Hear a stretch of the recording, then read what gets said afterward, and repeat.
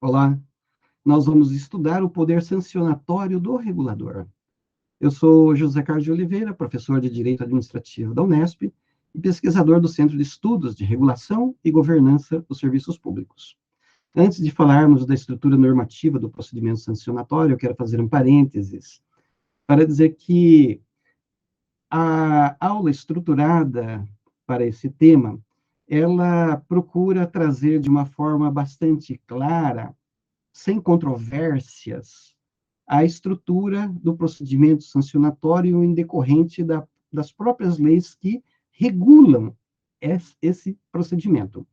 Mas nós temos, nesta estrutura, um número infindável de doutrinas e jurisprudências que apontam erros, que apontam soluções, todas no sentido de auxiliar na melhoria da capacidade sancionatória das agências reguladoras. Não é? Então, toda a doutrina, toda a jurisprudência são bem-vindas no sentido de trazer elementos para melhorar o resultado que se espera em um procedimento sancionatório. Nós temos também as orientações da OCDE, extremamente importantes nesse contexto, para que a própria agência reguladora utilize os melhores mecanismos fiscalizatórios e sancionatórios colocados à sua disposição, para que a sua função normativa e sancionatória, regulatória e sancionatória, alcance os objetivos esperados. Bem, fazendo essa contextualização e iniciando, eu quero comentar que a Lei 14.133 de 2021, que trata do procedimento licitatório e dos contratos, é a norma que autoriza inicialmente a administração pública a aplicar sanções decorrentes da inexecução total ou parcial dos contratos firmados entre a administração pública e outras empresas. E aqui um recorte especial a respeito da Lei das Agências Reguladoras, que pode ser, obviamente, utilizado também dentro desse espectro sancionatório, que é o artigo 4º, quando ele fala na necessária adequação entre meios e fins. Ou seja, dentro de um processo sancionatório, nós temos um problema decorrente de uma inexecução total ou parcial de um contrato. Portanto, temos um problema. E qual vai ser o fim, o melhor fim, a melhor escolha? Então, esse equilíbrio entre o problema e o melhor resultado faz parte, não é, da estrutura da agência reguladora, que deve ter sempre em mente esta realidade, ou seja, a sua atuação deve avaliar devidamente uma adequação entre meios e fins, ou qual é o problema e qual o resultado que esperamos. Bem, no artigo 32 dessa mesma lei, parágrafo 1º, nós temos o termo de ajustamento de condutas, que é um tema que vamos voltar nos próximos slides. E a Lei 8987 de 95, que é a Lei das Concessões, no seu artigo 38, deixa muito claro que a inexecução total ou parcial do contrato acarretará, a critério do poder concedente, a declaração de caducidade da concessão ou a aplicação de sanções contratuais. Vejam que a agência, obviamente, tem todo o respaldo legal para instaurar o procedimento sancionatório em face da inexecução do contrato. A Lei 11.445, a Lei de Saneamento, mais uma vez, não é? No seu artigo 23, prevê que incumbe à agência reguladora procedimentos de fiscalização e aplicação de sanções previstas nos contratos e na legislação que rege o setor.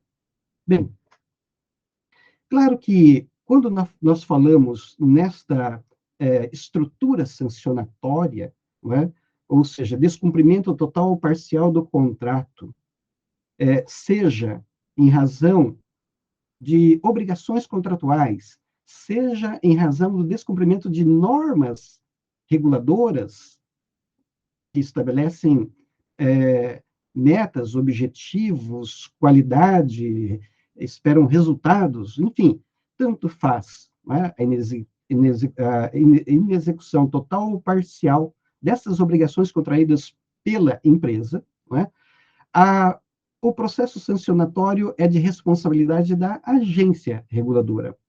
E na lei do processo administrativo, mais uma vez, nós vamos perceber que, para que esse processo sancionatório chegue a uma finalidade, chegue a uma finalidade esperada, não é?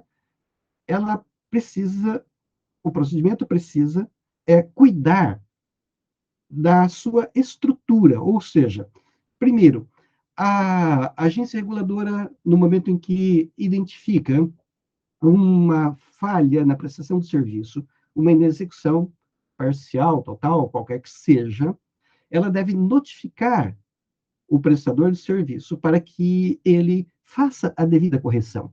Mas essa notificação deve dar um prazo razoável para que isto ocorra. E, obviamente, dependendo do prazo, tem todo um processo de acompanhamento da realização daquela notificação.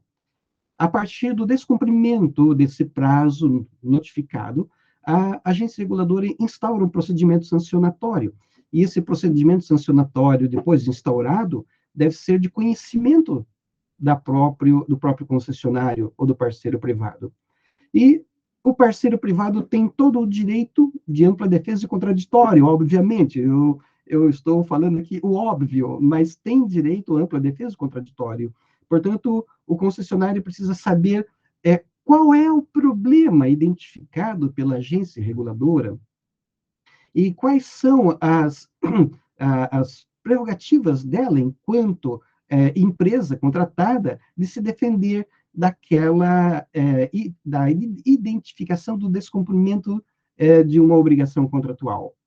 Pode ser que a empresa entenda que realmente está descumprindo, mas pode ser também que a empresa entenda que a agência reguladora está equivocada, não é? Então, é por isso que o princípio da ampla defesa de contraditórios são extremamente relevantes, constitucionalmente previstos, processualmente previstos, para que a outra parte possa arguir, não é, o porquê que ela não concorda, não é, com aquele posicionamento da agência reguladora dentro de um procedimento sancionatório.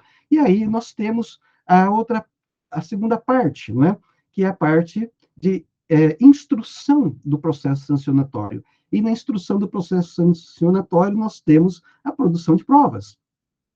Podem ser provas técnicas, e normalmente são provas técnicas, avaliações, perícias, como fotografias, por exemplo, os laudos, depoimentos de pessoas, enfim, todo o meio de prova permitido em direito é possível dentro do processo sancionatório.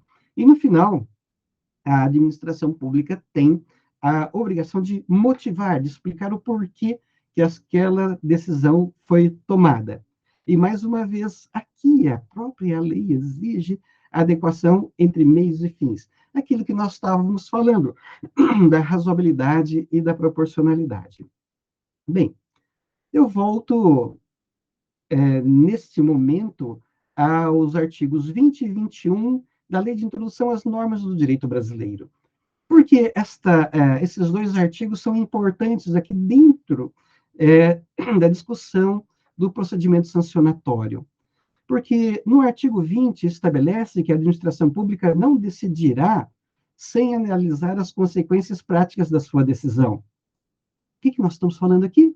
Análise de impacto regulatório. E no parágrafo único, a motivação demonstrará a necessidade e adequação da medida imposta. Você percebe mais uma vez que aqui entra razoabilidade e proporcionalidade, né? Nós temos ainda, no artigo 21 desta mesma norma, que a decisão, né, que decretar a invalidação ela precisa invalidação de ato, contrato, ajuste, processo ou norma, e não importa, né? A decisão que decretar uma invalidação, ou seja, a sua anulação por vício de legalidade, deve indicar obrigatoriamente as condições para regularização. Então, vamos imaginar, a administração instaurou um procedimento, né, e mudou o cenário das coisas, e a empresa concessionária precisa ter, obviamente, condições para regularizar aquela irregularidade no cumprimento dos objetivos contratuais. Então, vocês percebem aqui que nós já temos uma justificativa, digamos assim, para não ir direto na aplicação da sanção, mas a própria administração pública regulatória, ela pode indicar condições para que a empresa regularize o descumprimento contratual, né? É possível. Veja, nós não estamos falando aqui de aplicação de sanções, nós estamos falando aqui de um procedimento dentro do processo sancionatório para que a empresa possa regularizar uma determinada conduta que não esteja de acordo com o que foi contratado. Portanto, neste último parágrafo, eu explico que os parâmetros para a estruturação do dever de regularização são os da proporcionalidade. A regularização deve ser adequada à finalidade de reestruturação da legalidade, ou seja, adequação, exigindo menor sacrifício em comparação com as possibilidades equivalentes necessárias, valendo a pena, num cálculo de custos e benefícios, ou seja, proporcionalidade, encontrar a melhor escolha dentro daquele procedimento. Bem, nós temos aqui, no artigo 23, ainda, da Lei de Introdução às Normas do Direito Brasileiro, vejam que eu estou dentro do processo sancionatório falando apenas do miolo, né? Nós não chegamos na decisão ainda, e provavelmente não vamos chegar. Eu estou falando de como essa estrutura, não é, de instrução processual deve caminhar. E vejam, não é a minha opinião, é o que diz a norma, por isso que deve ser seguida. Não é? Então, no artigo 23, a decisão a decisão administrativa que estabelecer interpretação, orientação nova. Vejam, interpretação ou orientação nova sobre norma, sobre o poder normativo da agência. Né? Ela deve entender, deve prever também esse regime de transição, né? Que nós estávamos falando aqui. Primeiro, nós falamos do dever de regularização, né? E aqui estamos falando do regime de transição.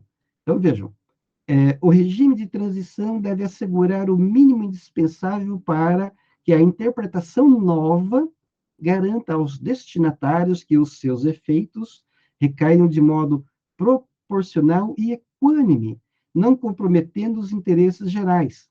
A consequência do desatendimento da regra de transição acarretará a nulidade pelo descumprimento dessa exigência legal. Então, veja, uma nova orientação técnica, não é? Ela precisa de norma de transição, porque se não existir essa norma de transição e a agência reguladora instaurar um procedimento sancionatório, esse procedimento sancionatório será um natimorto, não é? Mandado de segurança no dia seguinte, o juiz, não é?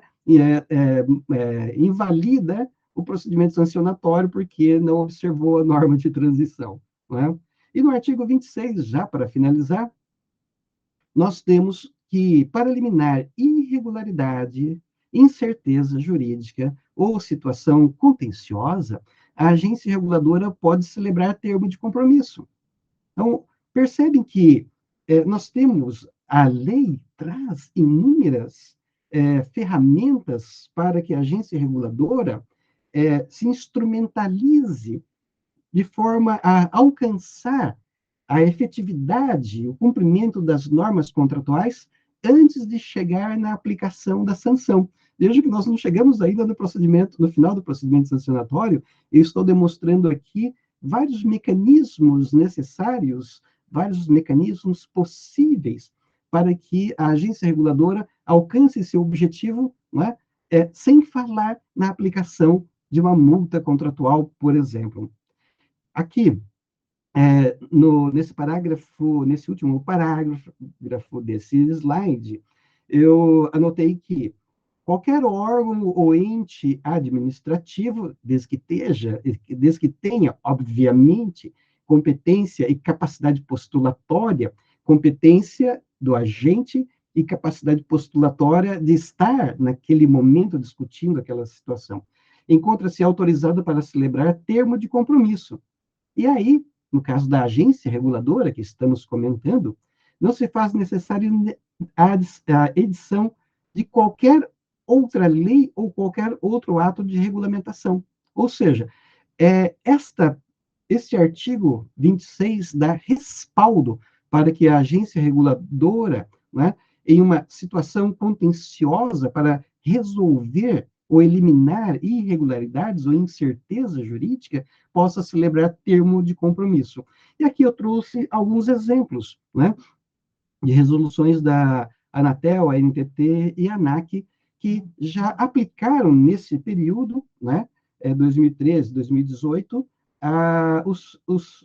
os compromissos. Claro que isso já é uma prática reiterada, né, mas ela tem que ser pensada dentro deste procedimento antes de se chegar àquela finalidade de aplicar uma multa, não é, em um concessionário. Então, nós temos aqui o que a doutrina identifica, não é, como processo sancionatório responsivo. Nós temos vários mecanismos para alcançar a efetividade do cumprimento das normas contratuais. Muito bem, eu trouxe aqui uma bibliografia para vocês e muito obrigado.